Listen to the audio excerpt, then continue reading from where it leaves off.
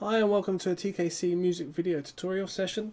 Today I will be running through equalization and how we can use it in our compositions and why it's important to use it in our compositions. So this is equalization that I use on my software. They pretty much all come the same. In Cubase there is one pretty similar as well, so the layout won't be too different. So this is the equalization on a violin. I solo the violin, so we just hear the violin.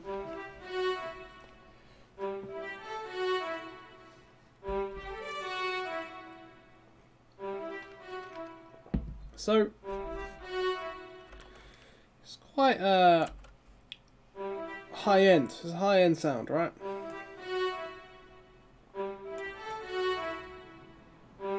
You can see all those frequencies there. All high end. None of them sitting down in this section, in the lower section. All high end. These frequencies are roughly where our voice is. So if I go to our vocalist, this EQ here is the vocalist. This is the violin. I solo the vocalist. Sweet nothings. You'll see it's all up here. The violin, all up there. Same kind of area. Sweet nothings.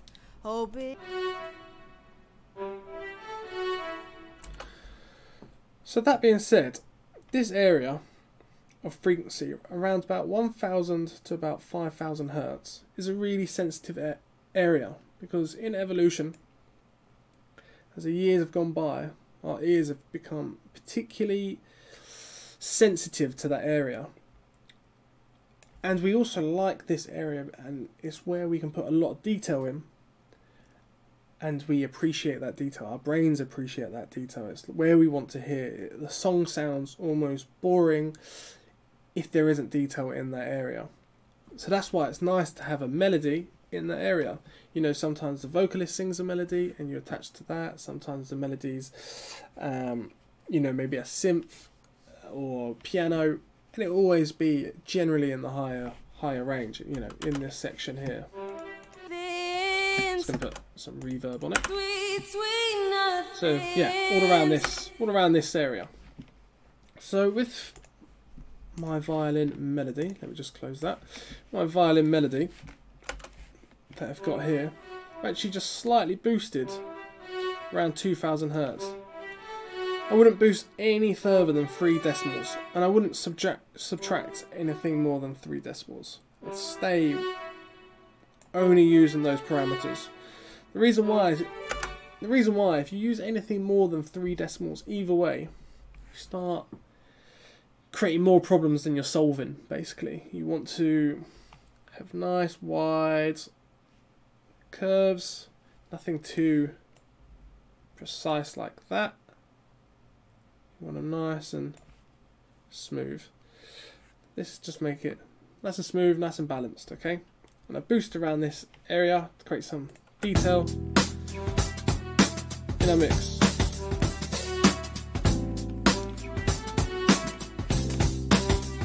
So here's our piano. Just taken some of the bottom end out, because it'd be pointless leaving the information in. You know, it's creating mud that we don't necessarily need. What we could do with this piano, could boost around this area. If I really push it, starts sounding a bit brittle. Doesn't sound that nice, right? That's why we don't go above 3 dB really.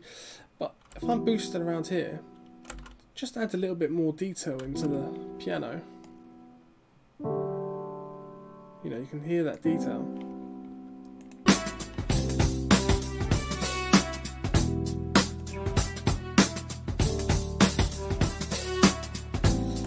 And the bass, simple bass line. Actually removed. I did remove quite a lot here. I know I said don't really remove more than 3D, but I have been doing this for a long time, so just bear that in mind. I've been doing it for years and my ears just picked up on it. You would be fine doing, you know.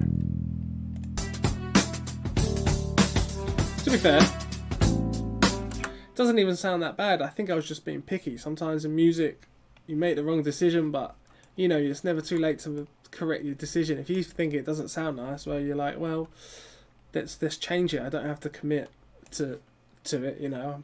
Let's move it, you know. It takes like 2 seconds to do that. So still think we need to remove a little bit though.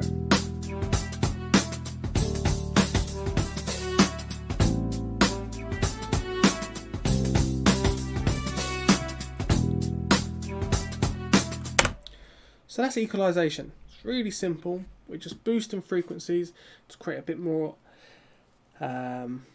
presence in our mix, so it becomes more apparent to the listener. You want your listener to be interested in your song, and where do you want them to be interested in? The melody. So let's maybe just push the melody up a little bit, make it sound a little bit louder for the listener, just to easily be attracted to that melody. They can hear it loud and clear. Make sure you have the sound levels right. It's something we'll go over, but it's important to have the sound levels right. You know, you don't want the piano being super loud and then the melody really quiet. You know, make sure we're getting those levels right and they're all sitting balanced. With that slight boost, it just gives us a little bit more attention to the violin. With that slight dip in bass, it stops it being so prominent and pokey. And it just lets it sit underneath the piano really nicely, because if I show you here, the piano's quite low. It's not sitting up here, you know, those high range frequencies like the violin was, or the vocals was. And then if we look at the bass line, so the bass line's on the left, piano's on the right, bass line all the way down here. So they're kind of taking up the same area. So that's why it's sensible to take a little bit out of here and then add a little bit here. That's me doing that is giving the piano some room. So it's worth to bear that in mind when you're doing those kind of things. Maybe you've got a piano, maybe you have got a bass line, maybe you've got them two sitting on top of each other. Maybe you do want the piano poking a bit more through, so reduce some of the bass, maybe push a bit of the piano. You know, it's about that balance. Okay, and that's all for equalisation.